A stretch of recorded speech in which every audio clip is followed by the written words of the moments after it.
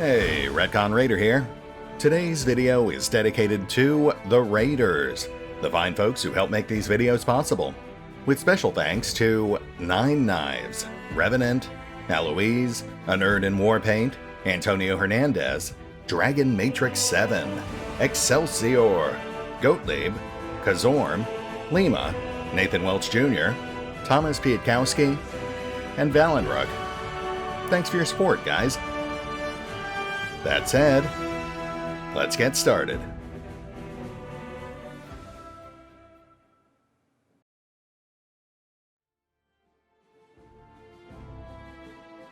And welcome back to Pathfinder, Wrath of the Righteous, as we push on towards completing our first major goal in Canabris, rescuing the storyteller and getting a better idea of what's going on with the Wardstone. Now, I did consider extending our stay out here, just so we could hit the Arende party house and maybe pick at the marketplace a bit more. But given that we're already on the cusp of becoming fatigued, it's just not worth it. We'd have to rest out here to keep our guys combat ready. And if we're going to rest, we might as well do that at a safe place, like the Defender's Heart. That'll also give us a chance to set up a few more quests, gather more intel, sell off all the loot that is currently weighing us down.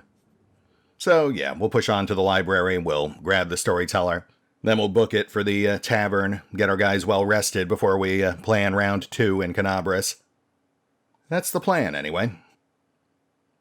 Oh, and of course we also have to take care of that level up for Nenio real quick. Which, again, should be pretty straightforward. We'll round out her dexterity, get that +3 bonus. With all future points, of course, going straight into her intelligence.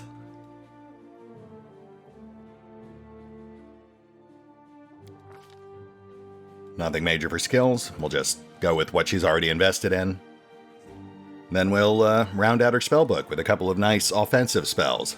Though, as always, it's not that big a deal, because she can just transcribe scrolls as we find them. And that's it for Nenio.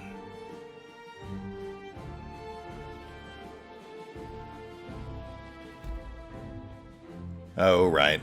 And then we've also got these ingredient nodes. We're not going to worry about those just yet. I do want to do some scribing with Nenio and Waljif, though, just to help fill out their spellbooks. I'll have to poke at that once we're back at the Defender's Heart. Blackwing Library. This famous library holds one of the biggest collections of books in the field of demonology. Scholars and monster hunters from all across Mendev, and even other countries, come here, both to study the creatures of the Abyss, and to figure out how to deal with them.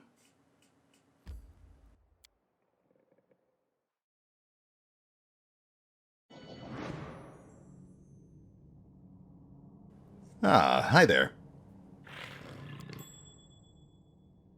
A barrel of flammable alchemical substance. Well, that seems a mite bit peculiar. Especially with that giant pile of loose books you guys seem to have gathered. Yeah, we'd better check this out.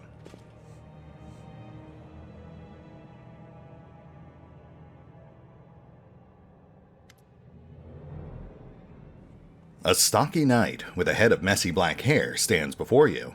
His armor is splattered with blood. He greets you with a deep, booming voice. Ah, Crusaders! Excellent! I am Captain Caleb Sazamal, and these are my men. I'm about to burn these vile backstabbers and heretics here, these pathetic imitators of the traitor Arilu, who tricked their way into the ranks of the Crusaders. The knight nods at a heap of severely beaten people, and a strange elf whose appearance seems jarring for some unknown reason. Sazamal bellows threats at his prisoners, who seem to be in a state of deep shock and utter terror. A strange feeling rises up within you. It is pure instinct. You don't know what you're about to do, but you are certain that it is right. So, what the heck happened here? Demons showed up and carried everything off. I wasn't here to see it myself. I was fighting in the square. But these filthy traitors told me everything. My fists made them quite chatty.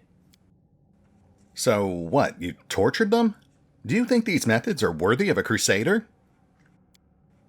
Under ordinary circumstances, no. But look around, the city is burning. Now is not the time for squeamishness. So you're going to burn these guys and destroy the library to punish them for trying to destroy the library? The warrior howls like a wild animal. Look around you! The city is in burning ruins! So many innocent lives lost, and all because of abominations like these here! Cultists, heretics, and spies, slipping into our ranks, carrying out the orders of their brutal masters, and preparing a heinous death for us all. They want to give us over to the demons, just like Aurilu did with Sargeras. They deserve to feel the flames licking at their legs. You come up with nasty words to use against people. You call them heretics, cultists, spies, so you don't have to call them people. Good people, just like you. You'd feel bad for doing this to people, but not to heretics. Without those words, you wouldn't be able to burn them. Yeah, you tell him, Ember. Caleb is talking too loudly, all while casting sidelong looks at you. You've seen similar behavioral quirks before. In liars. You notice the emblems on the armor of the two silent crusaders belong to the Order of the Flaming Lance, but Caleb's armor bears the sigil of the Order of the Sunrise Sword. Strange, then, that he introduced himself as their captain. Something's not right here. You don't say. Idiots, stop! Heed my command, in the name of Baphomet. The words fly out of your mouth before you can even think them. Some gut instinct told you that this is precisely what needs to be said in this moment. And the words hit their target. The Crusaders jump in surprise and look at each other in terror. Waldriff glares menacingly at Caleb. Didn't you know, mortal? We're everywhere. Caleb leaps to attention and barks out. Sorry, couldn't have known. We'll fix it right away, sir. An inexplicable feeling of rightness flows through you. You enjoy seeing the look of oafish terror on the faces of the Crusader and his lackeys when you rebuke them for their fecklessness. Come on, report. Who are you? The Crusader's eyes bulge in fear as he barks out. Caleb Sazamel, former knight of the Order of Everbright Crusaders. Deserter. These two are my mates from playing cards. Local fences for stolen goods. Reliable men. We set an ambush and caught 4 Crusaders. We wish to join the ranks of the triumphant army of the Worldwound. Good lads, brave fighters. We could do with more like you in the cultist ranks. Then our victory would be assured. He's not wrong. Thank you, I do my best. Caleb watches Lan with rapt attention, his eyes lingering on Lan's horn. I must admit, the rationality of this individual should be questioned and subjected to thorough study for the purposes of establishing the existence of said rationality. What? Yeah, that sounds about right. You know, Caleb, we do have room in Baphomet's army, but only for one person. But there's 3 of you guys. What can we do about that?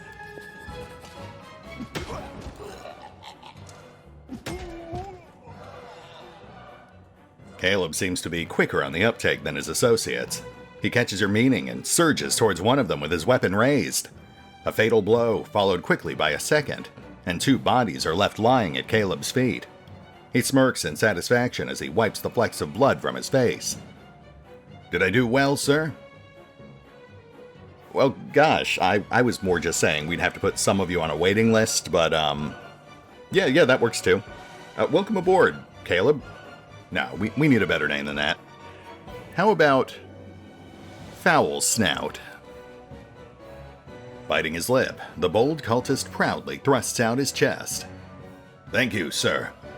Foul Snout furrows his brow in a display of menace, trying to show his brutal determination to take on all the Crusader forces put together. Yes, very nice. Well, Foul Snout, it has been real, but, you know, if you really like burning books, you should go rig up the Great Garrison Library. That'd really teach those crusaders a lesson. Don't worry, we'll finish things up here for you. There's plenty more where that came from, sir. I'll do everything you've ordered, and just as soon as those crusaders arrive, they'll be dead meat. I'll go make sure that we get make it another 2 barrels of alchemist's fire from the Grey Garrison storeroom. Things are gonna burn right up in there. Good man.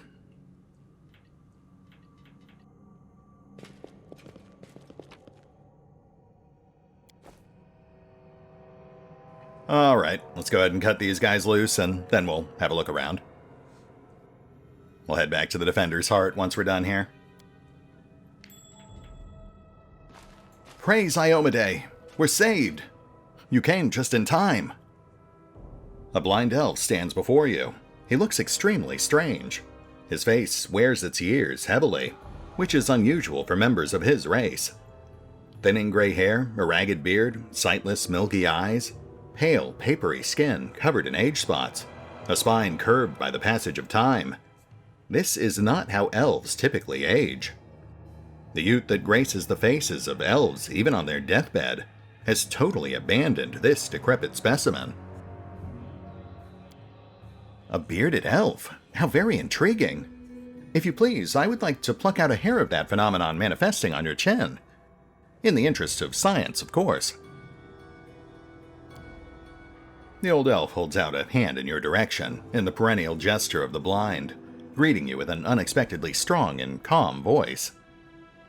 Hello, I am Storyteller, and I wish to thank my rescuers. That is you, if I am not mistaken.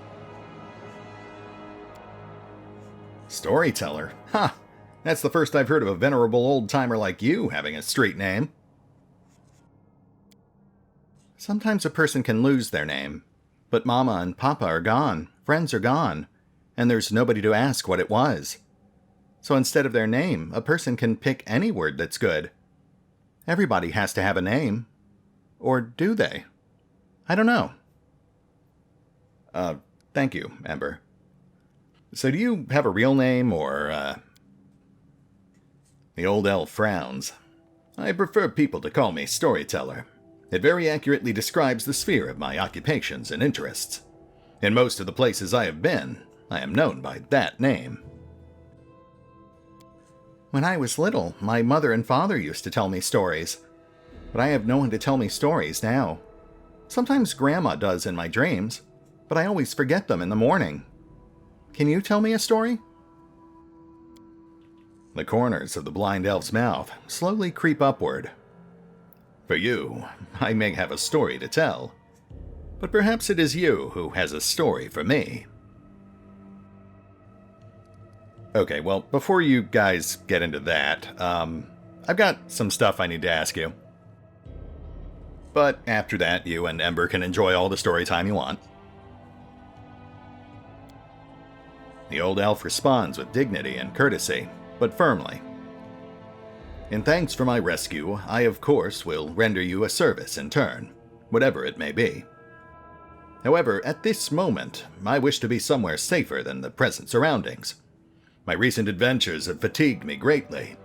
I will be grateful if you could help me to a safe shelter of some kind. The stubborn set of the elf's mouth tells you he won't change his mind. Typical. You do someone a good turn, and instead of saying thank you, they just ask for more help. Go easy on the old elf. He's had a rough go of it. Yeah, because we've had it so easy. Alright, old man. Give me a second to ransack this place. Salvage useful supplies. And then we'll get you back to safety. In that case, I will remain here for now. Wandering the city while it's under attack by demons would be inadvisable for a blind person. Don't forget to take me with you when you're going to a safe place. How about the rest of you guys? The young man with aristocratic features wipes the sweat from his brow and gives you a courteous bow. Allow me to introduce myself. Brother Re-Klaemed at your service. Thank you for helping us. We thought we were doomed to perish. There's death everywhere here. Sometimes I think we're all doomed. But then death has passed us by, and we're still alive. Lan looks at Ember with sorrow in his eyes. But you're an elf. You should live hundreds of years and never even worry about dying. Little elf girls shouldn't even know such words. When children are thrown into the middle of a war, they learn many sad things. That is why we have to win, so that other boys and girls don't have to learn what we did. Oh boy. So who are you guys? Yes, we are Crusaders of the Order of the Flaming Lance. Our order dedicates itself to the pursuits of hidden knowledge and magical methods of fighting the demons. We are searching for our leader, Sister Miamir the Scholar. She spent the last few weeks here, working day and night on some important research. When the demons attacked the city, we rushed here to find her, but it seems she left the city shortly before the attack began. Miamir. I don't recall that name, which means the girl's scholarly contribution cannot have been significant, and yet her actions do intrigue me. If the opportunity arises, I would like to find out what experiment she carried out. Wait, so if I'm understanding this right, your boss just left the city right before the demonic invasion with no explanation? Yes, she left in a hurry without leaving any notes or orders. Why? I have no clue. The only thing that may serve as a clue is this book, the one she was studying. The knight holds out the leather-bound tome to you. My Company of Worn-Out Words, Songs of a Crusader. A collection of ballads composed by a bard who fought in the Second Crusade. The first songs are brimming with swaggering optimism, but as the collection progresses, the text grows darker and more obscure, as the despair and madness slowly take possession of the bard's mind. Miamir has annotated one of the verses. Long dead fingers of blackest stone, the forbidden tree stretches out its branches to me. White pebbles dog my steps, 1,000 piercing eyes on hoar-frosted ground. The winter sun's rays caress the runes, ancient symbols burn on hardened bark, secrets crusted over with white lichen, and a white fog steals over my weary mind. In Miamir's handwriting, a note reads, Tree? Runes? Stone book of the druids of old Sargeras here?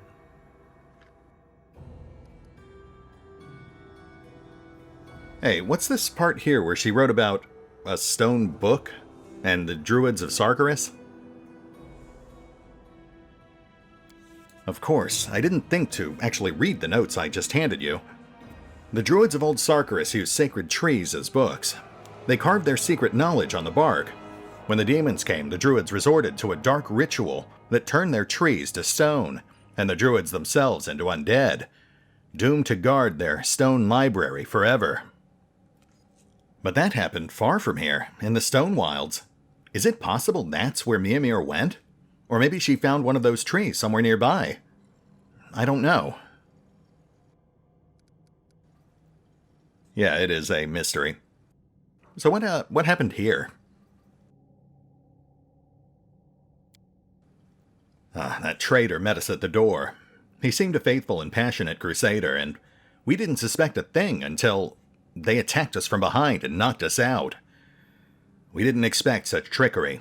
Most of our order brethren are dead, and we were desperate to believe that this man in armor was a fellow crusader, a comrade. While we were unconscious, they removed our armor and tossed us on that pyre of books. What macabre blasphemy. Ain't it always the way? You start to think you might be able to trust a fella, and boom, he goes and stabs you in the back. But if you never trust anyone, then soon you'll become a killer, just like Halrun. That's hardly better, is it? Don't start on that now. Fine, you convinced me. You can trust people. But only one in every dozen, I'd say. And not for long, even then. You guys done? So, what can you tell me about the elf? He's not a crusader, is he? No. He calls himself the Storyteller. and he only recently arrived in Canabras. We often saw him in the library. He was interested in the writings about early Sarkarus and the era before that. It seems the traitor caught him in the library and decided to kill him along with the rest of us. The young man's voice drops to a polite murmur.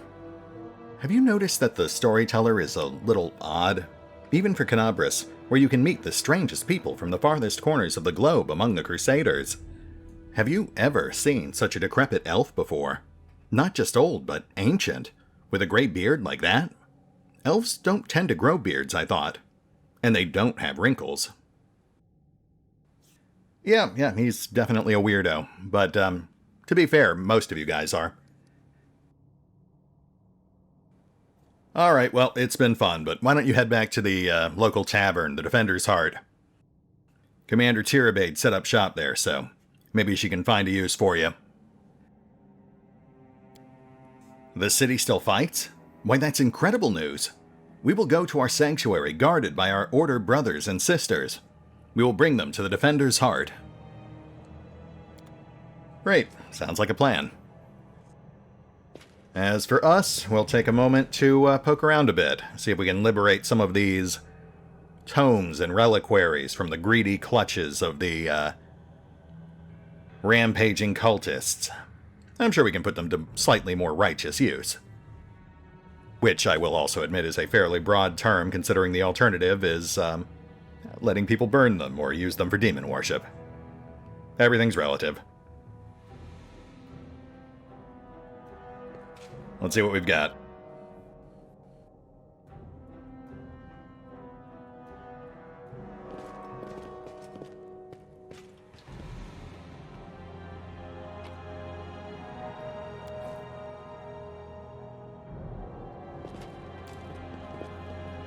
The great library of Canabras has been ravaged and wrecked in the most barbaric way. It seems that someone took perverse pleasure in smashing lamps and furniture, and tearing pages out of books. Gosh, who could be behind this travesty? If only we had some clue as to who might have been prepared to destroy all these books. The Varisian Horror. We'll just set that one aside. Padded armor of focus. Okay, so magic padded armor, but with no enhancement bonus. Just a +2 bonus on concentration checks. Interesting.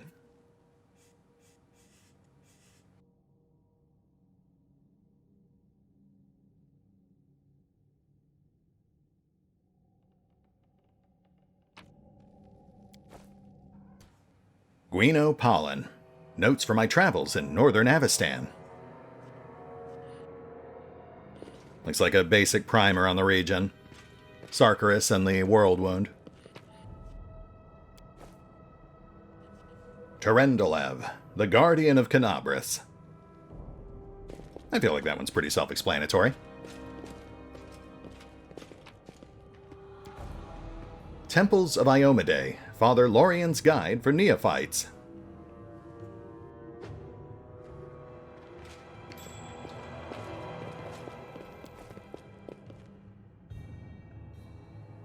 Ooh, nice. Though I will say, a concealed armory does seem a bit peculiar for a library.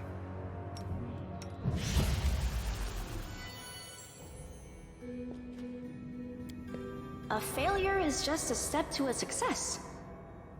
Yes, thank you, Nenio. This is a statue of a lean man dressed in wizard robes. You do not recognize his face. Which is fine, I think that's just the library founder. I don't think he's relevant.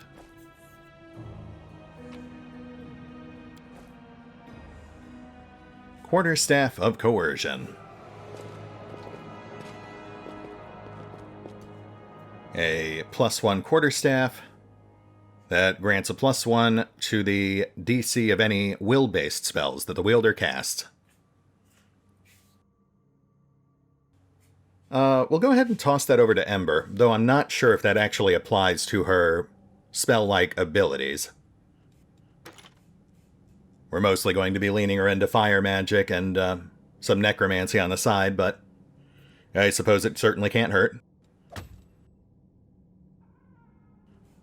She has landed some lucky hits with her crossbow, but that's kind of a fluke. She suffers an innate -4 penalty on all weapon attacks.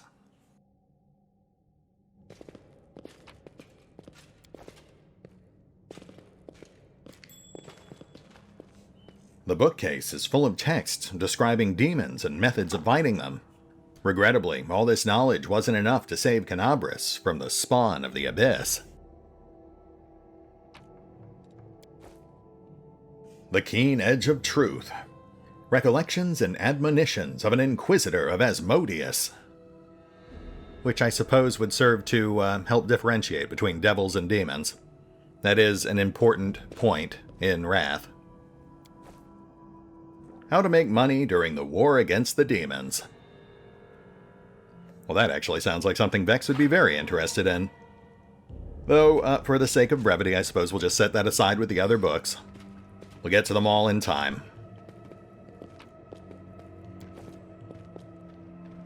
Without a shadow of a doubt, expecting nothing in return, the life and feats of Lord Exsellsior Tresbot.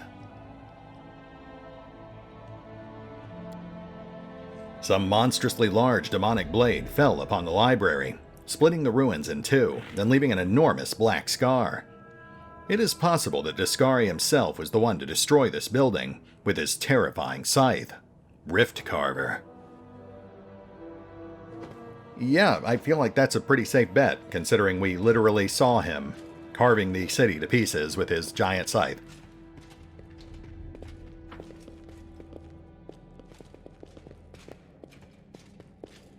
Alright, I think that's a pretty clean sweep. Let's have another quick chat with the storyteller and we'll escort him back to safety. The old elf frowns as if he's listening closely to something, and then decisively turns his face to you. Vex Godglove, is it not? I recognize you from the sound of your footsteps. The sounds of a giant prowling leopard, yes, that would be very distinctive, I suppose. Come on, old-timer, let's go. Please accept my sincere thanks once again. And if I may, please don't rush. I will struggle to keep up with your young leopard legs. Yes, quite.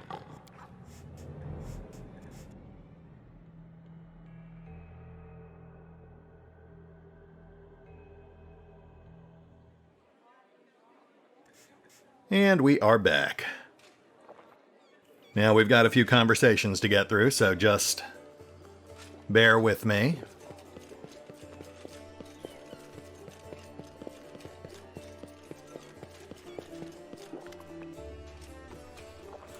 The Defender's heart greets you with unexpected liveliness. Beyond the walls of the tavern, the once bustling and festive city lies in ruins. But somehow, none of that can be felt within these walls. The people in the room are talking, laughing, raising toasts, even softly singing. It doesn't look like the typical tavern revelry, but nor is it the grim vigilance of recent days.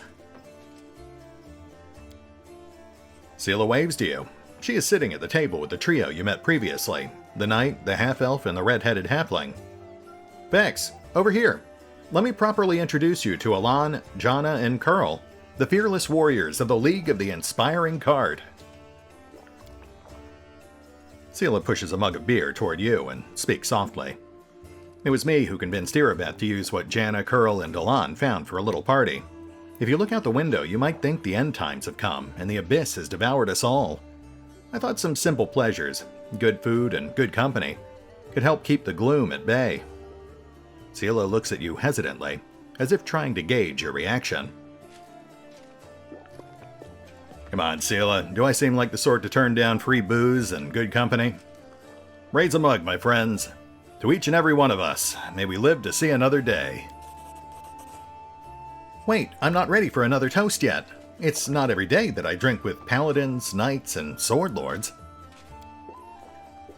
Hey, are we just gonna sit here with grim faces? I said we get to know each other a little better, so we have better reasons to toast. Sure, why not? Tell me about yourself. Alan, right? As stories go, it's not very entertaining. I was born far to the south, in Andoran. I lost my parents early, led the life of a simple mercenary, but often questioned the path I had chosen. I'm proud of my sword skills. I enjoyed training and drills, and I'm not afraid of battle. But risking my life for coin? It takes a special mindset to choose that lot with no regrets. You have to want to risk your blood.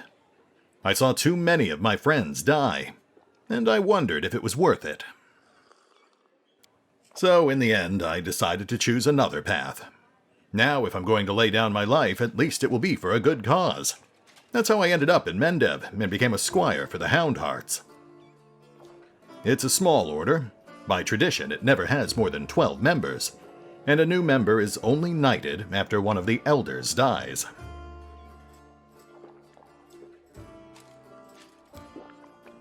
We patrol the lands along the Wardstone line and provide aid to travelers and settlers. Unfortunately, death is common among the Houndhearts. I became a full knight 2 years ago after laying my mentor to rest. But I'm content with my choice. My place is among the Crusaders. Cool, cool. How about you, Jana? How's the Eagle Watch working out for you? I signed up 4 days before the demon attack. Am I lucky or what? Jana lets out an overly boisterous laugh. I'm an apprentice of a famous fencing master from Avon, and I learned a thing or two from him, believe me. I soon got bored of fighting off bandits and getting involved in the petty squabbles of the bickering river kingdoms. I wanted a proper challenge, and you can't find a better place than Mendev. And what do you know? The moment I arrived, the demonic invasion began. My father would say that's no accident. Fate brought me here. Well said, Jana. You don't sound like you're having second thoughts at all. How about you, Curl? I just did what everyone else was doing. I grew up in the slums where everyone stole a little, or maybe smuggled or guarded stashes. So, Curl stares into his mug gloomily. But I never killed anybody, and I never did anything really bad. I just got caught stealing, and when they made me choose between prison and the condemned, well, of course I didn't want to go to prison. I'm not that good a fighter, but as Norgorber is my witness, a thief can also be useful in a war against demons. I've always been a good scout. I can sneak under the nose of any monster. But I don't know where my friends are now. We got separated when the demons rampaged through the city. Chin up, friend. Whoever you were in the past, you're our friend now, and a crusader. Your skills will be useful to us. You'll see. Gotta say, this is quite a motley crew we've assembled. How'd you guys all end up meeting Seelah? I think I mentioned we met in a pit. I met my noble sister on the road to Canabris. I was returning from the south from my fiancée, and was happy to be in the company of a paladin of Iomedae. We said our farewells at the city gates, and I went north along the road to Dresden, to my order's camp. Alon's face grows grim at the mention of the camp. The demons attacked us there at the same time they struck Canabris, but we managed to fight them off. We hurried to the city's aid and joined forces with the Eagle Watch. All my fellow Houndhearts were wounded during the battle on the streets. I'm the last knight of my order who can still fight. It's so good to see Seelah again. Every loyal heart counts these days. I met Seelah at a tavern in Canabris, before the attack, of course. She was one of the few who would sit at the table with the condemned. Knights usually don't even look at us. But Seelah is different. I knew it the moment I saw her. That's what made me notice Seelah too, so I sat down to talk to her. I never understood why everyone treated the condemned so horribly, and I still don't. Our Curl is a great lad. So after that night, Seelah and I went round the taverns together every day. Mendev is an amazing place. People from all over the world come here, for glory, redemption, or to help those in trouble. And they always find each other. This might be the best place in the world to find like-minded people, and friends. That was a toast in case you didn't notice. Yeah, I'll drink to that. So Seelah, was there Some ulterior motive as to why you lured me over here with booze? Okay, I didn't just want to talk about today's celebration. You see, Alon is in trouble. I want to help him, and I don't know anyone else in the city I can turn to. His fellow knights were all wounded in battle. Alon shakes his head. Bad idea, sister. I told you. I don't want to bother anyone else with my problems. I need to handle them on my own. Oh, come on. Hiding your sadness from your friends is no way to live. Oh, what the heck. Feed me some details. I'll at least consider it. The young knight shakes his head. In all truth, I do not wish to impose. My problems are just minor troubles. A paladin of Iomedae and her friend certainly have more important things to do, especially now that Canabris has been overrun with demons. If I've learned anything in life, it's that there's nothing minor about good and evil. Seelah begins seriously, but then a smile lights up her face. Take the three of you, for example. It seems like all you did was save one cart from some lesser demons. But look how many people are happy now. That feat will never be sung of in songs. But who knows, maybe thanks to this one joyous hour of peace and rest, the defenders of Canabris will find the strength to protect the city. Seelah catches her breath. I talk too much, don't I? Well, Sir Alon, I want to help you, and my reputation as a holy warrior of Iomedae won't suffer if it's more of a minor adventure than a glorious feat. The knight sighs again, and seems a little embarrassed. All right, I'll explain. The life of a crusader has given me more than just a purpose and a chance to serve a righteous cause. When I abandoned the life of a mercenary and came to Mendev, I gained something else I never expected. It's here that I met, may all the ladies here forgive me, the finest girl in all the world. It's a miracle she found any love in her own heart for a bungler like me. But I'm not about to let this miracle go. Not even the demon lord Discari and all his demon army can stand in my way. Luckily, my beloved is now safely away from Canabris. For half a year, I've been getting up my courage to propose to her. I even ordered a ring from Derek Sunhammer, the best jeweler in Mendev. Independent knightly orders live mostly off donations, and I'm not what you would call rich. But I so want to make Kiana happy. Oh, it took me 3 months to find a jewel the same shade as her eyes, and twice that long to scrape together enough money. Master Derek's work was worth it. But I lost the ring during the demon attack, and I'll probably never find a worthy replacement. The ring is most likely still at the Houndheart's camp outside the city. Alon and his friends didn't have time to pack up their camp. First, the demons ambushed them, and then they rushed off to help Canabris. I think we should at least go there and check. And not right now, of course, but once the situation in the city is under control. Well, Seelah, I feel like you might be getting a bit ahead of yourself, but, sure, what might we run into at this camp?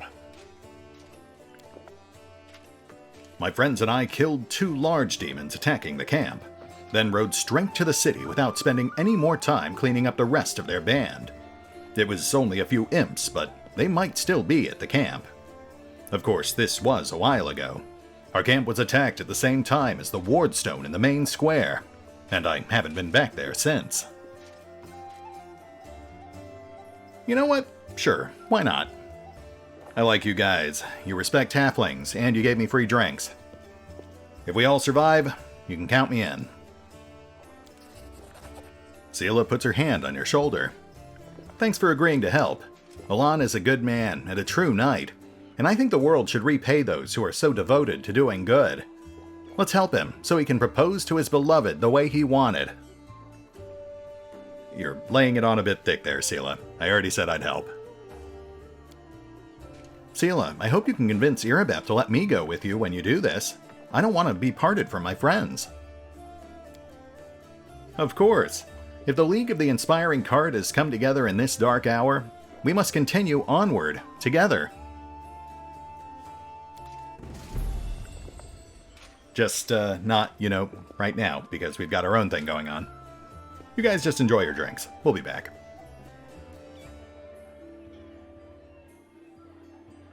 I wonder if they miss me back home in Mavan. The city's been through a lot, but it doesn't matter. Where there is danger, there is hope. Well, I'm on the straight and narrow now. Isn't that right? Sure, Curl. Me too. Seelah? Seelah smiles at you warmly. Hey there, during that march through the dungeon, we never got a chance to exchange a proper greeting. It's high time I shake your hand. Likewise, sure. So tell me, Seelah, what do you think's going on out there? How do you think Canabras is doing? It's complete chaos.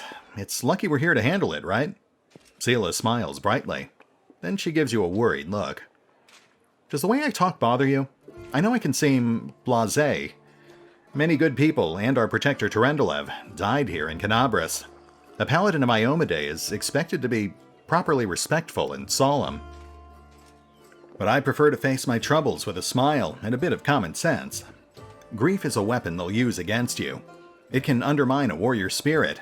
It's better we hold off on grief until we've driven the last demon and cultist from the city.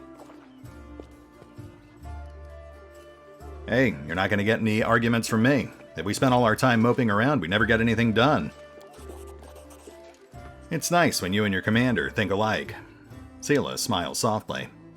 Is that what I am? Am I your commander? When did that happen? I mean, I'm not going to question it, but, okay. Anyway, we'll hold off on the rest of this stuff. I do want to eventually get to know her better, but we have more pressing concerns right now. So we'll try to parcel this stuff out over time. Speaking of which, let's start with the storyteller.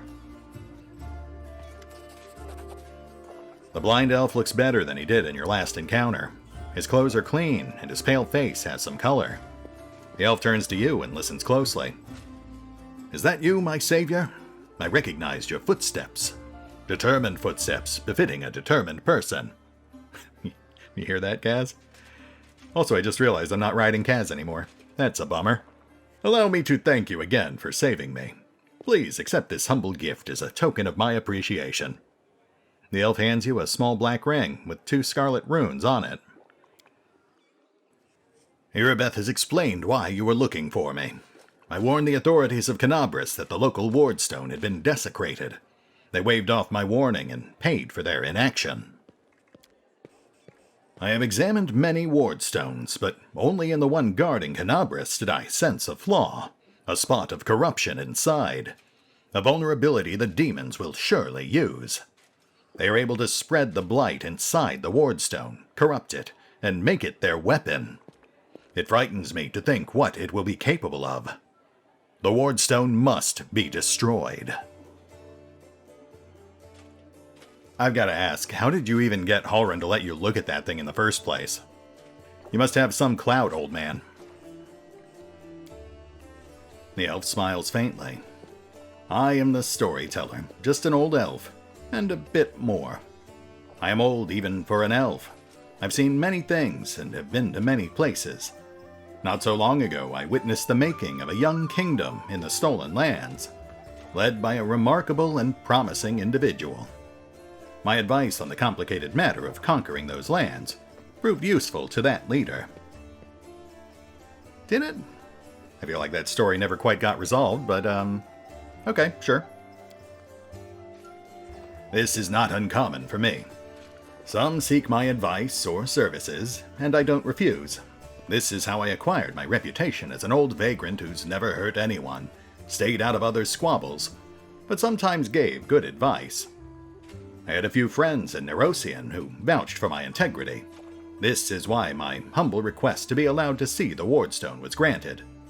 I visited all of them, but only found cause for alarm in Canabras. I can't help but notice that you're blind, so how exactly does this work? Do you have, like, magic powers, or... The storyteller chuckles. Yes, to a certain extent, but it is more of a gift. I can see the past. Stories that have happened. I touch an object and shreds of its owner's memories are revealed to my mind. Their emotions, passions, and tragedies. I see visions like I am them, and their stories happen to me. This is my power. I've been roaming the world gathering such stories for many thousands of years. One day, I will gather them all. Yeah, good luck with that. So, what was wrong with the Wardstone exactly? I'm afraid I don't have the answer to your question. To understand the nature of this blight, we need to understand how the Wardstone was created. And it is hidden from me. I can only guess. Have you heard of the Red Morning Massacre, a dreadful morning remembered with fear even by those not yet born at the time? A demoness called Minago invaded the city with a crowd of her followers and started to do what demons do best, kill and desecrate. They say they covered the Wardstone with pieces of dead bodies, splashed it with blood from top to bottom. Could such an abomination darken the radiance of the gift of Iomedae herself? The locals think this is impossible. But who knows? And of course, it was not the last attack. Many demon leaders brought their unholy forces here, even the terrifying Baylor Karamzada. Their attacks were rebuffed, but they still reached their target. I think this is when the seed of corruption was planted in the stone. It wouldn't have grown on its own, but Discari himself has now come to take advantage of this weakness, to open the abscess that has been festering for years, unnoticed by the people of Canabris. And when the demon lord struck the blow, the weakened stone gave in. Now it's in demon hands, and nothing is stopping them from spreading this blight throughout the entire stone, and from it to the other stones along the whole perimeter of the World Wound. Yeah, that does sound fairly dire. What is it that brought you to the Wardstones in the first place? I tried to see their stories. The visions I had when I touched the Wardstones were unclear. I saw hundreds, maybe thousands of different stories at the same time. They followed each other like flashes of lightning. It was impossible to separate them. I couldn't understand where one of them ended and the next began. Well gosh, that certainly doesn't sound good. I suppose we should probably do something then. Yes, I agree. You must take every possible effort to destroy the corruption. Unfortunately, I don't know where to get an instrument powerful enough to banish it from the Wardstone. As far as I know, there is nothing like it in Canabris. But the demons might have something. I heard the dying roar of Tarandolev, the silver dragon, the protector of the city. At the same time, I felt a wave of unfamiliar power sweep over me from head to toe. I would advise you to go where Tarandolev perished and search there for something. I'm sorry I can't be more specific, but intuition and a strange sense of rightness tell me to point you there. Well, that is quite a coincidence. Do you think it might have something to do with this glowing purple chisel I found in the wreckage? The storyteller reaches out and says softly, "Even from here I can feel strange energies emanating from this object. If you don't mind, I will examine it, using my method. I will try to see the past of its owner, their emotions, and shreds of their memories. Maybe it will help get a better understanding of what we are dealing with." The storyteller touches the knife, his fingers clamping around the hilt with a hungry, masterful grip. His face contorts into an evil grimace, his voice disgustingly raspy. "Hunger. My many legs bring me into the lair, to my mother's feasting hall. Her swollen body overfilled with food is so huge that I have to look at it with all my eyes at once. On top is her scrawny little head with a long beak that is always yearning for more food." You feel feverish, and your chest, where the mysterious wound is concealed, feels hot. Your mind is flooded with a wave of visions. Visions that repeat the words of the old elf. "Mother greets me with a placid screech. Stupid, greedy wretch. whose only achievement is my birth. A creeping, wingless creature. It's your fault I have no wings, a symbol of greatness, a birthright I should have received from my mighty father. Mother points me to a crowd of whimpering subjects, suggesting I fortify myself with their pathetic flesh. Not today. I summon my spawn and they fly to me, enveloping me in a teeming cloud. Like dark, buzzing wings, they unfold behind my back and lift me up. Mother has always been stronger, but she did not expect this. I dive on her and rip her limp, bloated body with my claws. Ichor splatters, the bone spurs on my heels sink into her flesh. I clench her pitiful, tiny head and tear it off along with the shreds of meat. Victory! I am the strongest! I am the son of my winged father! The elf grimaces with distaste. His voice becomes normal again. Appalling. Stories like that are the most difficult ones to keep with me. So this thing belonged to a demon? The storyteller opens his mouth to answer, but a sudden spasm crosses his face. A new vision, a much stronger one, engulfs the old elf. The malevolent undertones vanish from his voice as it grows more determined and tired. Even looking at the wardstone is difficult. Despite the corruption nesting in it, it still has an aura of strength. Your fingers clench the stone hilt so tight it hurts. A little spot on the flawless surface of the wardstone draws your attention. It looks like a butterfly. Corruption in the guise of something utterly harmless. But it will grow. You swing and stab the butterfly with the knife as hard as you can. Your fingers cramp painfully. A howl invades your ears. Light. White light. Everywhere. The stone knife falls from the old elf's hand. Out of breath, he drops to his knees. He is trembling, the terror on his face so unlike his usual dignified manner. What was that? That was not the past. That was something that is yet to happen. Or rather, might happen.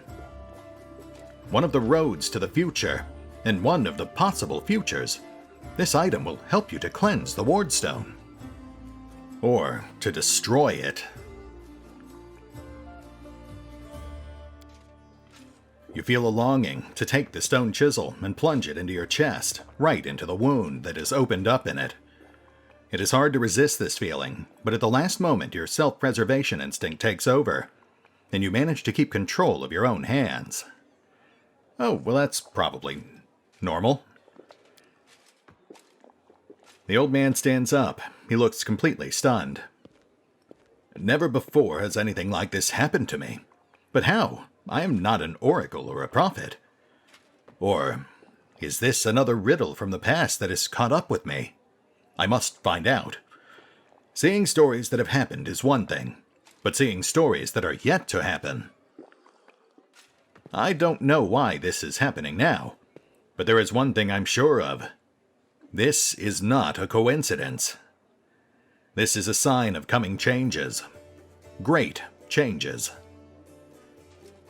I think I saw what you saw, old man. And this knife, it wanted something from me. So you saw what I saw? This has never happened before. Could it be the magic of the object that you brought me? I sense dark energies in it that can cloud and charm the mind. Be careful with this item. It may have tried to influence you, but you managed to overcome its power and subdue it. Or perhaps something else happened to us. Something we don't yet understand. So, just to be clear, you can't normally see the future, right? That's not one of your powers? I don't know. Obviously I can. But nothing like this has ever happened to me before. The future never opened its secrets to me before I met you. Gods, who are you and why have our paths crossed? I feel this is not a coincidence. Something momentous is happening. Destiny is pushing us towards something. But what? Questions without answers. I swear, this morning I couldn't have imagined what awaited me. I mean, maybe it's like you said, maybe the knife has these powers. Yes, this knife is a powerful artifact, but I feel that its power is of a different nature. No, I felt the same as I do when I tell the past. This is my gift, but manifested in a completely abnormal way. So what you saw then, that is going to happen. No, wait, you said there were multiple possibilities, right? That is correct. The future is not set. It used to be, a long time ago, when the god Anerdin guarded Golarion. But not now. Prophecies do not come true. Or they do, but not the way they were supposed to. I only saw one version of the future. One of the paths leading to it. But the choice has not been made, and our destinies are not set in stone. So if you see visions from someone's perspective, who were you in the vision? Who was wielding this knife? I don't know. Someone strong and desperate enough to resort to extreme measures. I felt that what I was doing had to be done. Wow, I've got to say, old man, your powers are both impressive and very frustrating. Yes, a few minutes ago I would have agreed with you. But the thing that just happened, it disturbs me. My gift has never manifested like this. Something has changed. And these changes frighten me. Alright, obviously we've got more to talk to with the storyteller, but I feel like that covers the broad strokes of the Wardstone stuff. And we're also pushing the hour mark, and I am starting to have some trouble with my mouth here. I was hoping I could get through it, but I did crack my tooth last night, so I'm kind of working around that. Anyway, I think we're at a pretty good break point, so we'll hit the pause button for now. I'll take care of our bookkeeping, I'll offload all that vendor trash we picked up, and I'll get an idea of which conversations around the tavern are high priority. The ones that are linked to short-term missions or have an important impact on upcoming events. Eventually, I do want to talk to everyone. I want to get to know our companions and read all these books and read all the exposition, because it all does eventually tie together. But we don't want to get too bogged down in one go. That said, we'll pick up here next time as we have 3, maybe 4 conversations, then get back out into the field. Maybe we'll hit Waljiff's thing next.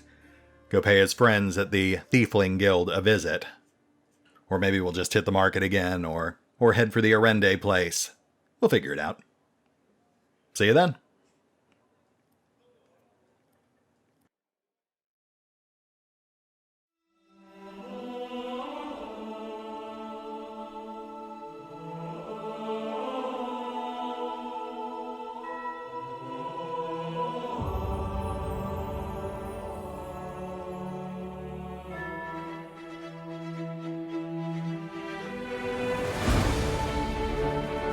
Oh, and remember, although I do love playing Pathfinder, Wrath of the Righteous, you can find out more about the game by visiting the official website, the official social media feeds, or the official store pages.